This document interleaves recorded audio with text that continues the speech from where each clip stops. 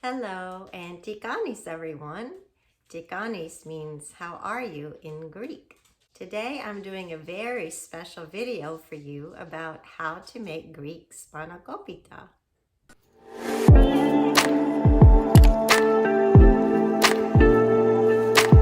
Spanakopita is a tasty Greek kind of spinach pie. The spanakopita you see in this video is truly unique and that you probably won't see it at any restaurant in the United States. Typically, if you go to Trader Joe's in the United States or a lot of other places, you'll see it packaged, and the spanakopita is in a phyllo dough, but my mother makes it in a bread dough, and that's the kind that I'm going to show you today. This spanakopita in a bread dough is going to be the best spanakopita you've ever had in your life. I love it, and I hope that you will love it too. And so let's go ahead and get started. Here are the ingredients I use to make the spanakopita filling. I use 16-ounce bags of fresh spinach. You can also use 16-ounce packages of frozen spinach if you don't have the fresh spinach. You can also use fresh spinach from your garden. I definitely will show you that I have done that as well. But definitely go with as much as 4 bags of fresh spinach. I got this fresh spinach from Walmart. And one more quick note about the spinach. As I look at these bags, I don't see that the spinach has been washed. Some bags of spinach tell you that the spinach has been washed. This does not, so I will definitely go ahead and wash it. And I also use 5 yellow onions, the larger the better. So 5 of those. 1 bunch of green onions. 1 big bunch of dill. And you definitely want to use extra virgin olive oil. You can use any olive oil, but the extra virgin is the best tasting in the filling. And then I use salt and pepper. So those are all the ingredients you will need to put your filling together. The first thing that I do is wash the dill and green onions. So I'm going to show you how I do that. You can see I am washing the dill in the sink. And I like to do that because it gives a wide space and I can move them around and get all the dirt off. I do that around 3 times just because I'm pretty careful about washing them. And then I let them drain. The reason you want to let the ingredients drain is because you want them as dry as possible before they go into the bread dough, so that the bread dough won't be too moist when you roll the spanakopita, and you'll see what I mean later. But for right now, all you need to do is just make sure you wash it really well and let it drain while you're dealing with the spinach. And now you can see we have washed our dill and green onions and have them draining in this colander. I went ahead and washed my bagged spinach because the bag did not say that the spinach leaves had been washed. These are my 5 yellow onions and I'm letting them drain. And the next step would be to chop up these yellow onions. Now I have chopped up my 5 onions and let them drain. And I did something special to the onions. I added 1½ teaspoons of salt. So this is a half of a teaspoon. And I added 3 of these. This is my last one. Just sprinkle them over the onions. And all that does is help draw out the water even further from the onions, because you want everything in the spanakopita filling to be as dry as possible, including the spinach. So this is going to sit and be drawing out water while I show you how to blanch the spinach. I'm going to show you how to blanch both fresh and frozen spinach. So a lot of people ask, how do you blanch spinach? It's not very hard if you have the right tools. Here I have this strainer, kind of a spider-like strainer that I got from Wegmans. It's called Helen, Chen, and I love it. And I also have this strainer that I got from Walmart. It's part of a 3-piece set, and I can put the links for these products in my description. But I have put this in this stock pot full of ice water. The ice is melted at this point, but it's very cold. And you'll see why I put this strainer inside this bucket of ice water in a minute. That's what makes it so easy. So put one of these into your stock pot filled with ice water. And then I have another strainer from Walmart, a part of the same set, that I put over a plate. And you'll see why in a minute. So what I will do is take this spider-like strainer from Wegmans. I will take a handful of the leaves. You want to do some leaves at a time, so a little bit at a time. That's what takes a while to make the Spanakopita. The thing that takes the longest is blanching the spinach. But all you're going to do is drop this into the salty boiling water. And I'm going to leave it there for about 40 seconds. And now it's been 40 seconds. And you can see that the leaves are wilted and green. I'm going to scoop them out with my handy spider strainer. Love this thing. And check that out. Dump it right into the icy water, the bucket of icy water that has a strainer in it. And watch how handy this is. You can just pick up the strainer, all the water drains out. And then I go ahead and dump this into my second strainer so that can be draining. And I can put it back into my bucket of ice water and do it again until I'm finished with all of the spinach. And look at this, you guys. Some of you have asked me to do a video showing you how to bring food from farm to table. So this is how you do it. I grew some fresh spinach, and it is now October in Virginia.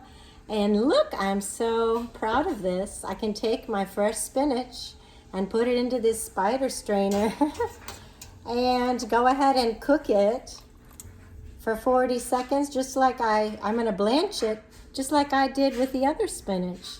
And I did taste the spinach. It tastes a little bit sweeter, and it's more tender than the kind that I got in this bag. So it's always wonderful to grow your own food if you can do it. And look at this, I'm so super excited. I just had to show you this, but this is my own fresh spinach that I grew. I'm going to do the same thing with that, dump it into the ice bath. I am so excited about this. This is my own spinach, y'all.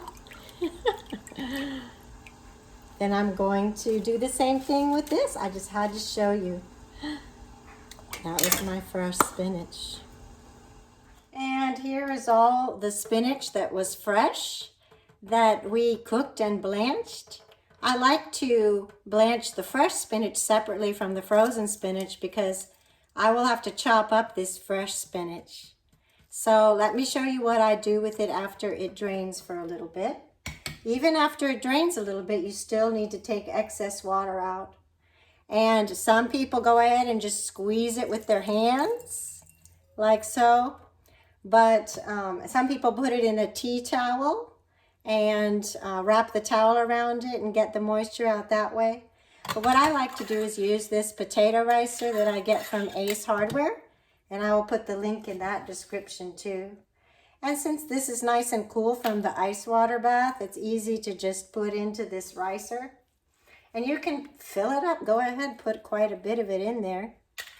And then I do like to take a bowl and so that I can save the liquid, because the liquid is very nutritious and you can actually put it into soups or stews or smoothies or whatever you want. And you see it's very, very easy to drain the excess water out like that. Love this thing. Then once you feel like you've gotten most or all of the water out, I just simply pick this part up, and then I put it on my cutting board because I'm going to have to chop up this fresh spinach because they were whole spinach leaves. You don't have to do that for the frozen spinach, but you do have to do that for the fresh spinach because you want it to be in smaller bite-sized pieces.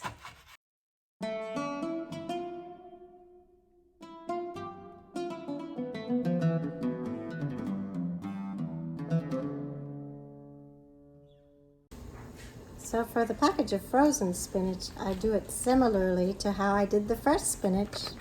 I'll take the block of spinach out, put it in the cool spider strainer, dump it into the boiling water, except I'll do it for about half the cooking time. So this package says to cook over the stove top for 8 minutes. I'll do it about 4 minutes before I put it into icy water, just because it's going to cook longer in the oven later. Now it's been 4 minutes. See how green it is and wilted, and it's all separated.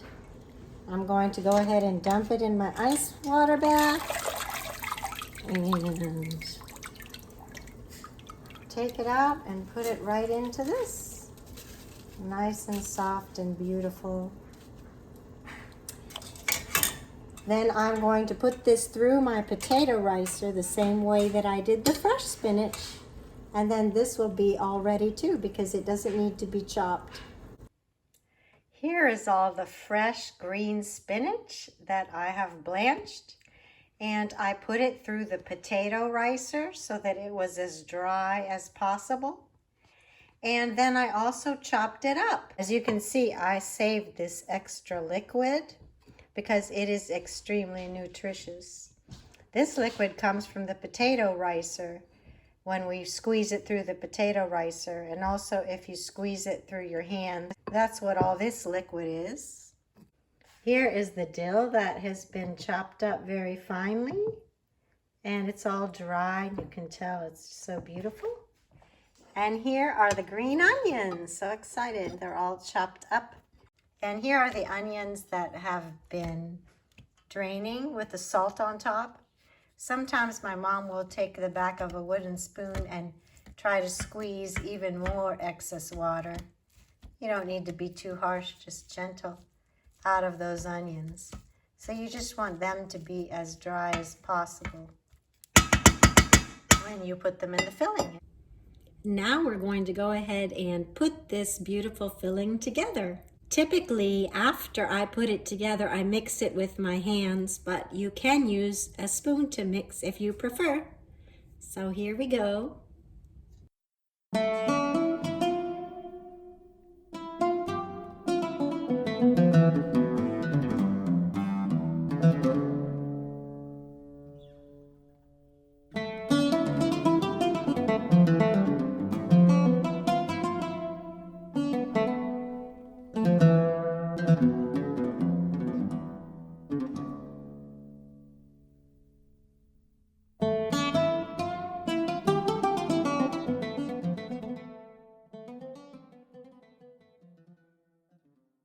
Here are the ingredients I use for the bread dough part of the Spanakopita. I use water, vegetable oil, yeast, salt, all-purpose flour, sugar, and olive oil. The first thing that I do is measure out 7 cups of water. I put it in a stock pot over medium-low heat, so about 4. You just want it to get to the temperature of a baby's bath water, where you can put your finger in and it feels warm, but it doesn't hurt or burn your finger. You want the water to be warm so that it will activate the yeast. When the water is warm enough, you remove a cup of the water and put it into a small bowl. Again, it should feel like the temperature of a baby's bath water. You're going to take a tablespoon of sugar and dissolve the sugar into that water. And you can see it dissolves rather easily and quickly into that warm water. Then what I do is add the yeast. I use a yeast called Red Star yeast, which I have in this jar right here, and I will put the link in the description. I find Red Star yeast to be particularly reliable because it seems to activate really easily. But you can use 3 envelopes of any active dry yeast, whatever you have on hand. You can use 3 envelopes or 6 3/4 teaspoons. So that's what I'm doing. I'm gonna go ahead and put that in there of yeast. Well, you can stir it up just a little bit. And what you want to be doing is watching this bowl to see if the yeast activates. When yeast activates, it's bubbles. So we'll see it start bubbling if this is going to be working. And you can see it's already started to bubble. I like to put it in a warm place. What I did to make a warm place is that I turned my oven to warm and then I turned it off. See how it's starting to really bubble? And then I go ahead and put the bowl of activating yeast in the warm place in the oven. I continue to watch it to make sure it continues to bubble, but it sure looks like this is working out. You can go ahead and add a tablespoon of flour after you're sure it's activated, and you can stir it around just a little bit like this. Well, I added a tablespoon of flour to this bubbling yeast. I'll let it sit a little bit longer in its warm place. Then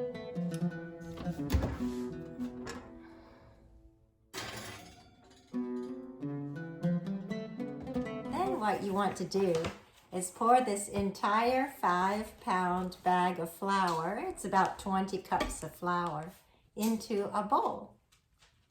To that, I add a tablespoon of salt. So here we go. I'm just going to sprinkle that in.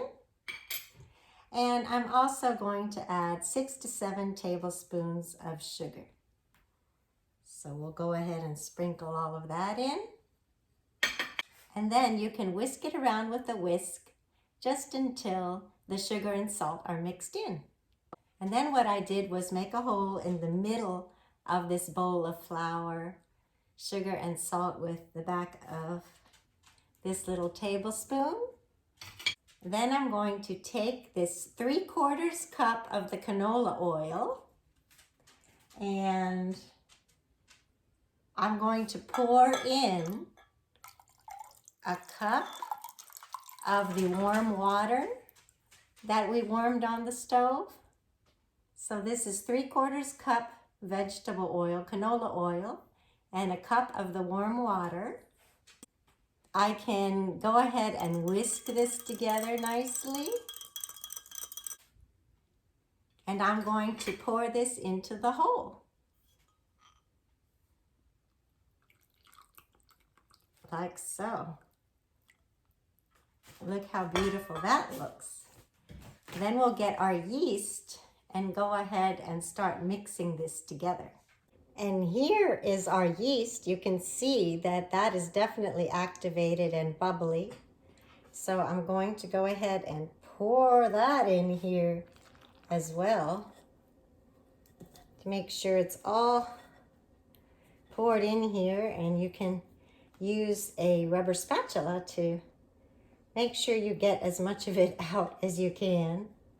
That is going to help the dough to rise really well. Here is the rest of our 7 cups of warm water, and we're going to add that as we need to. Start kneading the dough and see what happens here. When you add the water, you can just add it a little at a time.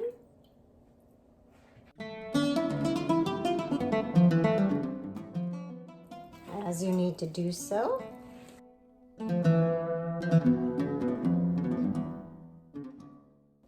When you knead the dough, you just want to turn the dough over. Make sure that there isn't flour sitting on the bottom of the bowl. It's actually very fun to knead it. And I find I do it probably for 10 or 15 minutes. So the first time you knead, it's definitely a process. It does take some time. And as you can see, I did not add all of the water. I only added some of it. What you want is to have a soft, I still like it to be somewhat sticky. So you can see that it's still sticking to my hands, but it's not too bad. That will make it soft after it rises. And you can see that you don't see much flour in my bowl anymore. because I have incorporated the flour and the sugar and everything in here by kneading it. It's not the neatest process sometimes. Sometimes some of the flour flies out of the bowl. It's fine. Just as long as you make a slightly sticky dough that's soft to the touch, and just as long as you have incorporated all of the flour into your dough.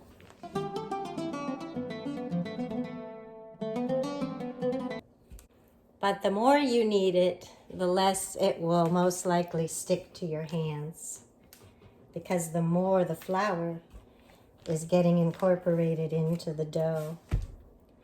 You do still want it to be soft and slightly sticky before you let it rise.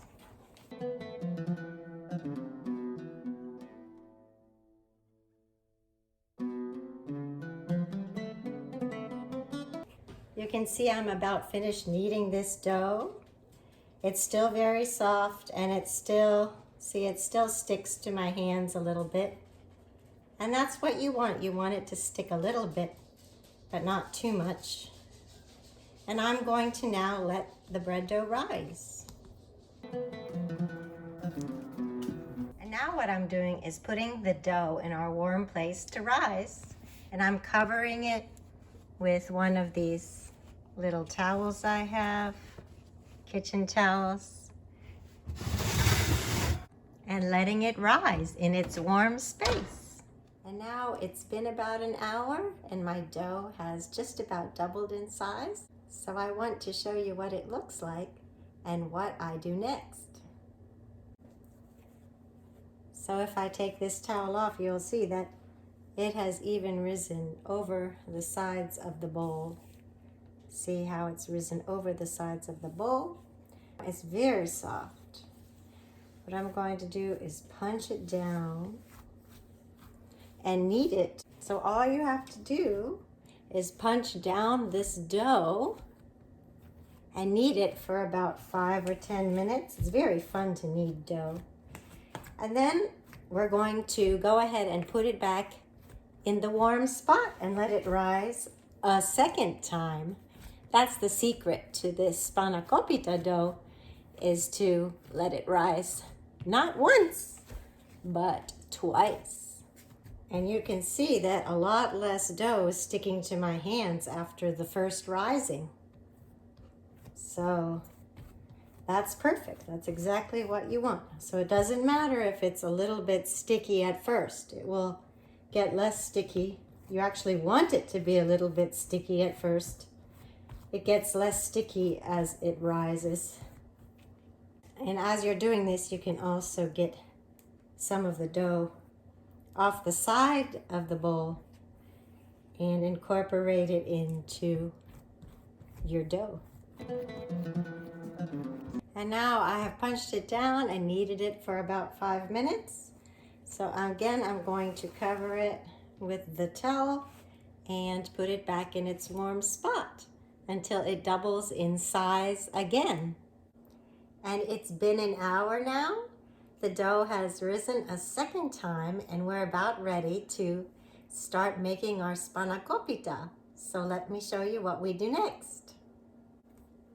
And look at this, you guys. I could barely take this out of the oven. I have never seen dough just rise so much like this. It's definitely over the sides of the bowl. And I am really excited about the Spanakopita we're going to be making from this.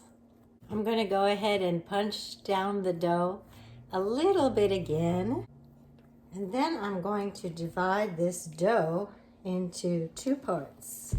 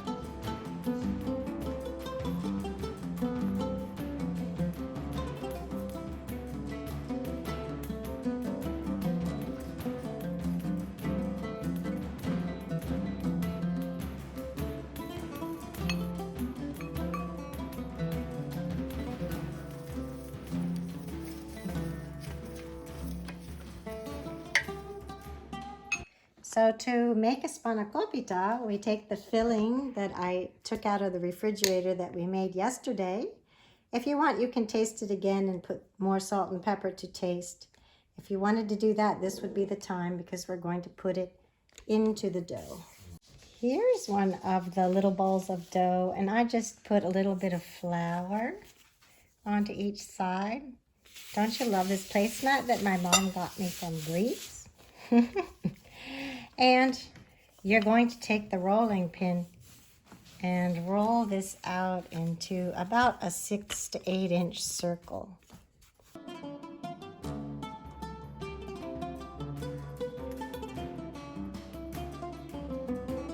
And you can flip it from side to side and add any flour that you need to help you roll it out.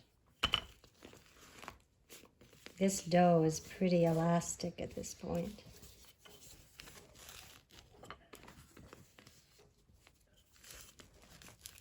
It feels a little bit like pizza dough.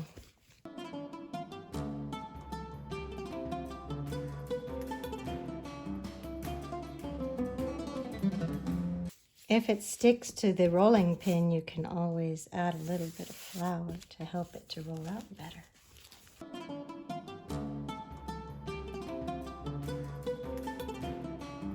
And now I've made a 6 or 7 inch circle here.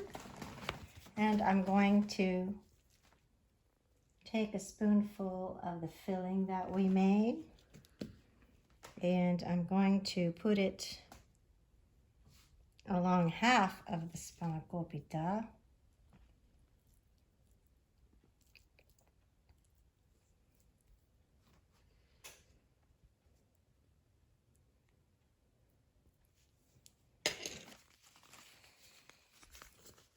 Try turning this so you can see it better. Then, and I like to leave about a 1 inch border around it so that you can close it. So now I'm going to fold it over and I'm going to approximate the ends and touch them together gently. Then I'm going to take the index finger of my left hand and the thumb of my left hand and pinch it gently. So I have the index finger of my left hand behind the dough and the thumb on top of the dough, and I'm just pinching it gently. And then I'm going to take the index finger of my right hand and the thumb of my right hand, and I'm going to lift the dough with my right hand over my left, where my left thumb is, and then pinch it down there. Then I'm going to move to that spot with my left thumb and take my right index finger and right thumb and do the same thing again. I'm going to repeat the process. Lift the dough over and pinch near my left thumb with my right thumb. And I'm going to keep doing that all the way down the spanakopita so that I can close the whole thing. And it makes a pretty design. Just moving my left thumb where my right thumb had pinched down.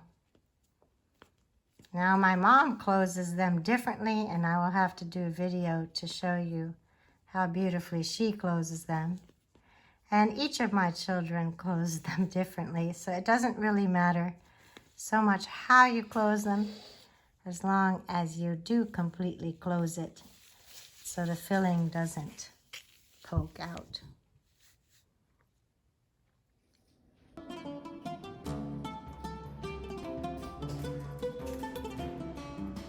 And you can see that now they are a very lovely golden brown color.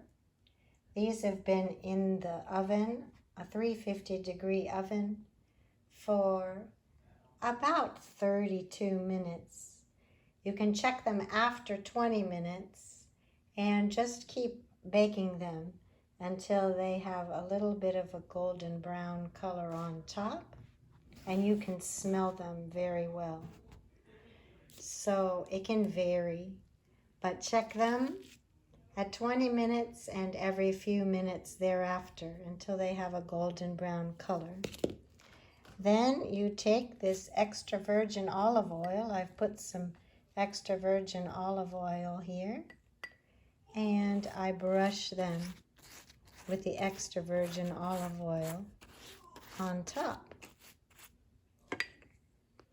After they have been cooling for about 10 or 15 minutes and they feel cool up top, you can go ahead and turn them over to make sure that they cool on the bottom too. And that will also help when you go and store them, because they will be less likely to get moldy and they'll last longer. If you need to, you can use a spatula like this one to loosen them from the tray. But since we oiled the tray with canola oil, or you can use any vegetable oil, we really don't need to do that in this case. They turned over rather easily. And then just, again, make sure to cover them with the wax paper so they don't dry out. Have extra filling left over? Sometimes that happens to me. Just put a teaspoon of canola oil or vegetable oil on the bottom of a little stock pot. Put your filling in there and saute about 10 minutes until the onions are tender and transparent. And that's it. Very easy. Go the other way and have extra bread dough. Just form the extra dough into little balls. Space them a couple inches apart because they will get bigger with baking. And put them on an oiled baking tray just like you did the Spanakopita.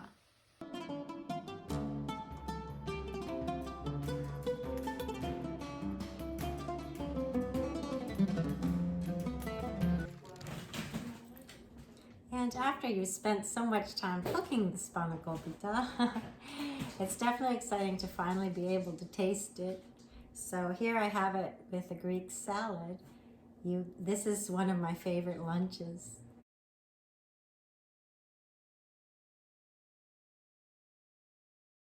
And I'm just gonna taste it. It's just incredibly delicious, and I hope you will try it.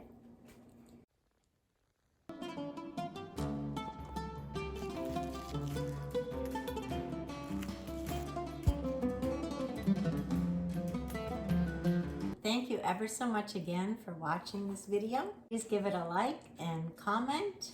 And of course, don't forget to subscribe to the channel and hit the notification bell, and hope to see you again on my channel. Thank you ever so much again. Bye.